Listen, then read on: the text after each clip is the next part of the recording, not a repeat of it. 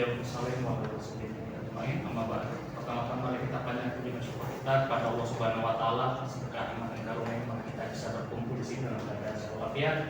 Begitu juga saudara-saudara kita dan junjungan kita dan bersama Muhammad SAW. Amin amin ya rabbal alamin.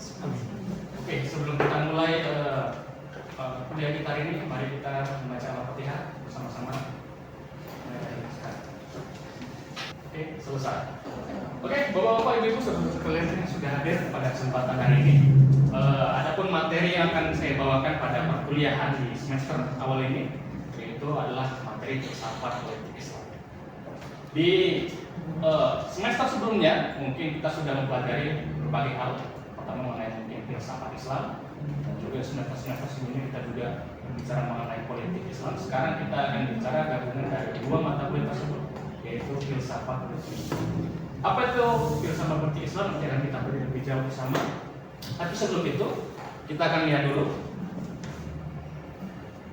capaian pembelajaran yang akan kita dapatkan, yaitu adalah sikap berakhlak mulia, berintegritas, menjunjung tinggi etika akademik. Kemudian kedua, kita akan mendapatkan pengetahuan dengan menguasai teori dan konsep filsafat dari politik Islam. Kemudian kemampuan analisis, yaitu mampu menganalisis isu politik Islam secara kritis.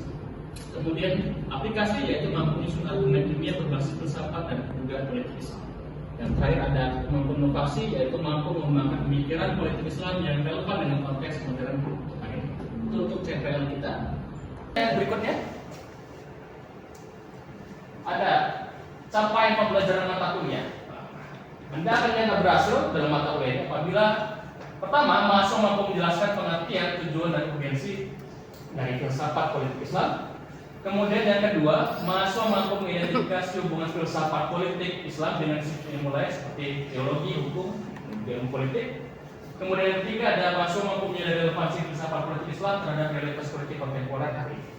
Saya kira sudah paham ya mengenai CPL dan CPMK kita. Kalau Anda sudah lolos dalam mempelajari mata kuliah ini, insya Allah kita akan mendapatkan hasil dari CPL dan CPMK. Kita mulai dari yang pertama. Apa itu filsafat politik Islam?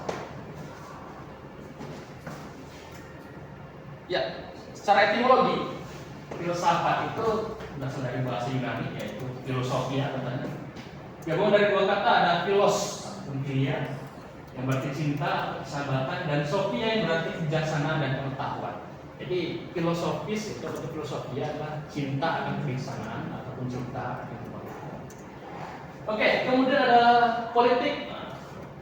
Berasal dari kata polis itu yang berarti negara ataupun kota. Dalam konteks yang lebih luas, politik merujuk pada segala aktivitas yang berkaitan dengan pengambilan keputusan dalam suatu kelompok organisasi ataupun juga negara.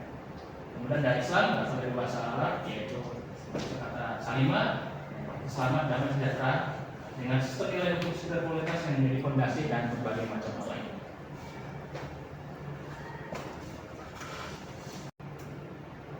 Lalu apa pengertian filsafat politik Islam? Filsafat politik Islam adalah cabang pemikiran filosofis yang mengkaji konsep fundamental tentang kekuasaan, negara, pemerintahan, keadilan, hubungan penguasaan rakyat, serta ada kewajiban dalam masyarakat dan perspektif nilai dan prinsip-prinsip Islam dengan menggunakan akal hingga serta perilaku. Oke, sampai sini mungkin kita akan melihat bahwa ternyata penjabaran dari filsafat politik Islam ini cukup panjang. Nah, dari situlah mungkin kita bisa lihat bahwa ada perbedaan filsafat kan gitu. Islam dengan filsafat politik Barat. Apa rupanya perbedaannya? Pertama kita lihat dari aspek sumber kekuasaan katanya. Yaitu sumber kekuasaan filsafat politik Islam yaitu adalah Allah, teosentris.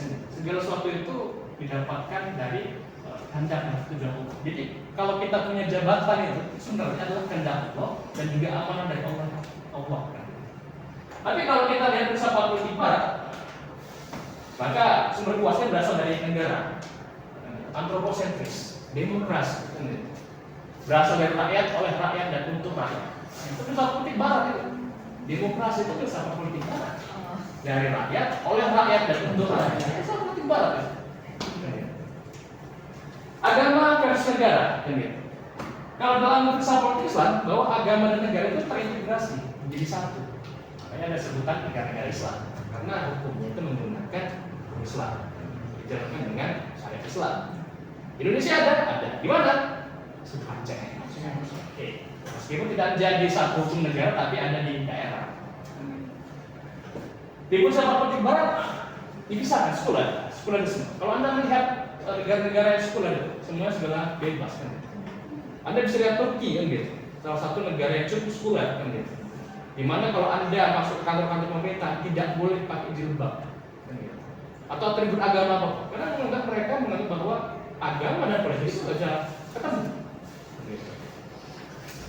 Kedua negara kan gitu, yaitu filsafat politik Islam itu maqasid syariah. Artinya kuasa itu tujuannya adalah mendapatkan kesejahteraan di dunia dan akhirat.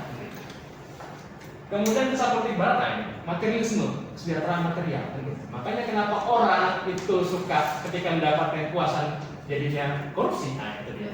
Kan ada filsafat politik itu Barat mempengaruhi segala pikiran. Jadi materialisme, kan, hedonisme, kan itu dorong oleh perkembangan filsafat politik Barat.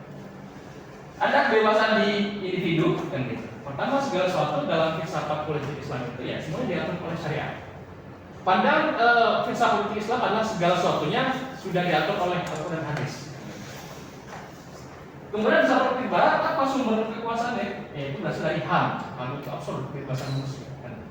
Agama tidak boleh mengekang kehidupan manusia, terutama dalam kekuasaan dan berpolitik. Mereka itu nggak ada itu. Nggak mungkin kita politik ini dibatasi oleh agama, nggak ada. Tokoh kunci siapa saja? Ada banyak itu. Ada Ibnu Al-Farabi, Ibnu Taimiyah, Al-Mawardi dan lain. Kemudian tuh filsafat politik Barat, tadi ada Plato, Machiavelli tadi yang saya bilang, Machiavellisme. Ada Delors, ada Karl Marx ini ya, dengan pemikiran Marxismenya, komunisme, Marxisme, komunisme. Oke, sudah paham itu? Kita masuk ke berikutnya, ruang lingkup filsafat politik Islam. Apa saja ruang lingkupnya? Mari kita lihat. Ontologi kekuasaan dalam Islam, katanya. Itu konsepnya adalah al-hakimiyah, kedaulatan Allah dan indikasi dalam struktur pemerintahan. Relasi antara kekuasaan, takdir dan ikhtiar manusia. Jadi kekuasaan itu adalah karena adanya takdir dan ikhtiar manusia dan kehendak Allah. Tidak bisa dapat begitu saja. Jadi kenapa Indonesia dapat pejabatnya yang suka korupsi ya? Karena lihat rakyatnya, ikhtiar manusia ternyata orang Indonesia ini memang banyak korupsi ya. Sudah terjawab sih ya, filsafat politik Islam ini. Epistemologi politik Islam, sumber pengetahuan politik, ya Al-Quran, Sunnah, Ijma, Qiyas, Ijtihad dan lain sebagainya. Kemudian peran rasionalitasnya adalah filosofi atau falsafah dalam penafsiran konsep politik. Kemudian terkait dengan integrasi waktu dan akal dalam memahami publik ataupun siasat syariah.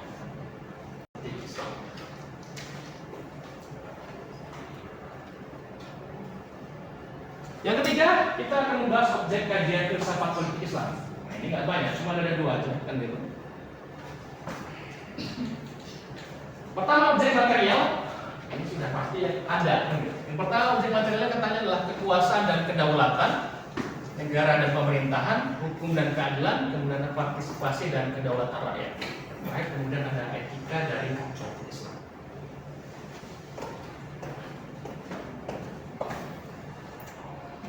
Nah, kemudian yang kedua, terakhir, objek formal, yaitu adalah objek ataupun cara pandang atau sudut analisis yang digunakan dalam filsafat politik Islam. Harusnya bersifat filosofis, mengkaji hakikat, nilai, dan sebagainya. Dan beberapa karakter objek formalnya itu adalah pendekatan filosofis, pendekatan romantik ataupun teologis, pendekatan kritis historis, kemudian ada pendekatan kontekstual. Maksudnya adalah menyesuaikan prinsip politik Islam dengan dinamika sosial kontemporer. Nah, ini mungkin sulit kita terapkan antara bagaimana menyatukan prinsip-prinsip politik Islam dengan keadaan dunia semakin berkembang sekarang.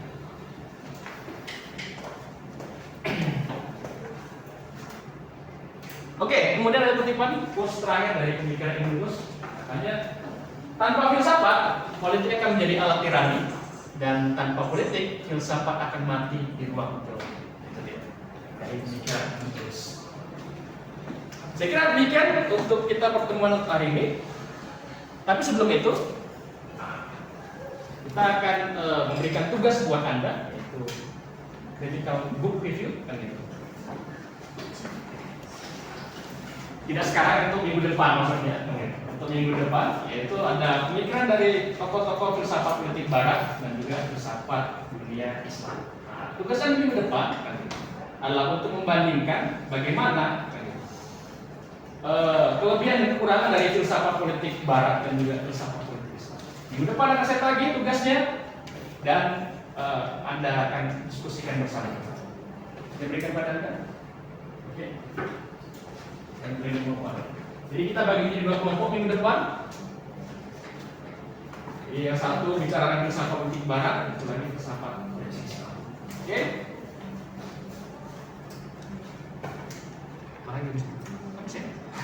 Sebelum saya tutup, mungkin ada beberapa pertanyaan yang mungkin ingin Anda tanyakan terkait dengan filsafat politik Islam.